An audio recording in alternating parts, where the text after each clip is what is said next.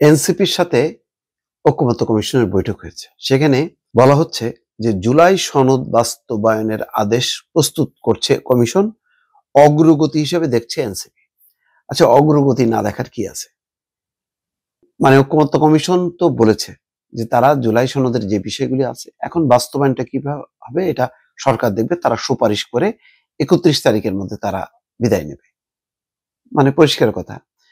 এর মধ্যে তারা চেষ্টা করছে যে এনসিপি যেহেতু একটা গুরুত্বপূর্ণ রাজনৈতিক দল, জুলাই অভ্যুত্থানে তাদের অংশগ্রহণ আছে কিন্তু তারা সনদে সই করেনি, এটা মানে সেই সনদ স্বাক্ষর অনুষ্ঠানটাকেই কিছুটা ম্লান করছে বা তার কি বলে পুরো একটা মানে শুভযাত্রায় একটা ক্ষত তৈরি করছে এনসিপির অংশগ্রহণ না করা। তারপরে সকালের দিকে জুলাই যোদ্ধাদের এই কর্মকাণ্ডটা না করলেই হতো। এগুলি এখন অতীত, এগুলি নিয়ে টেনে বসে থাকলে এগুলি এনসিপির জন্য ক্ষতি হবে। সেই ক্ষতিটাকে তো এখন বহন করছে তারা। জামাতও তাদের কথা শোনেনি। তার মানে এনসিপির পাশে কিন্তু কেউ নাই। এখন এনসিপিকে আবার মানে সেই জায়গাটা চলে আসতে হবে যে জায়গায় সব রাজনৈতিক দলগুলো আছে। তো এখন তারা সেটাই চেষ্টা করছে, সেই লক্ষ্যেই ঐক্যমত্য কমিশনের সাথে তাদের বৈঠক হয়েছে। এই আদেশের আক্তার হোসেন বলছেন, সদস্য সচিব আক্তার হোসেন, যে এই আদেশের মূল বক্তব্য কি সেই বিষয়গুলো জানতে ঐক্যমত্য কমিশন অপারগতা প্রকাশ করেছে, ফলে এনসিপি এখন আশাবাদী হতে পারছে না বলে তিনি জানান। শনিবার দুপুরে জাতীয় সংসদের পার্লামেন্টে এলডি হলে জাতীয় ঐক্যমত্য কমিশনের সঙ্গে এনসিপির প্রতিনিধি দলের বৈঠক শেষে সদস্য সচিব আক্তার হোসেন এই বিষয়ে ব্রিফিং করেন।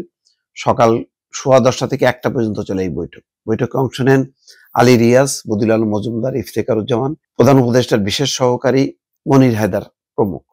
এনসিপির পক্ষে ছিলেন আক্তার হোসেন, যুগ্ম আহ্বায়ক সরওয়ার তুষার, যুগ্ম আহ্বায়ক জাভেদ রাশিন, যুগ্ম আহ্বায়ক খালেদ সাইফুল্লাহ এবং যুগ্ম সদস্য সচিব জহিরুল ইসলাম মুসা। ব্রিফিং আক্তার হোসেন বলতেছে যে তারা প্রত্যাশা করেন কমিশন যে খসড়া প্রস্তুত করেছে সেটা তাদের সঙ্গে শেয়ার করবে। এতে পরিপূর্ণভাবে নিশ্চিত হওয়া যাবে জুলাই সনদ স্বাক্ষরের দিকে অগ্রসর হওয়া যাবে কিনা। জাতীয় জুলাই সনদের জন্য কমিশন যে খসড়া করেছে তা যেন কোনোভাবেই কোনো এক দলের পক্ষপাতিত্বমূলক না হয় সেই দাবি জানান এনসিপি।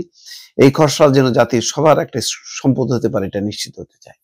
একটা বেকায়দার মধ্যে পড়ে গেছে, আসলে গর্তে পড়ে গেছে এই মুহূর্তে বলা যায় এনসিপি। সেখান থেকে বেরিয়ে আসার তার একমাত্র উপায় হচ্ছে জুলাই সনদে স্বাক্ষর করা। আজকে হয়তো তারা আলোচনাটা করলো।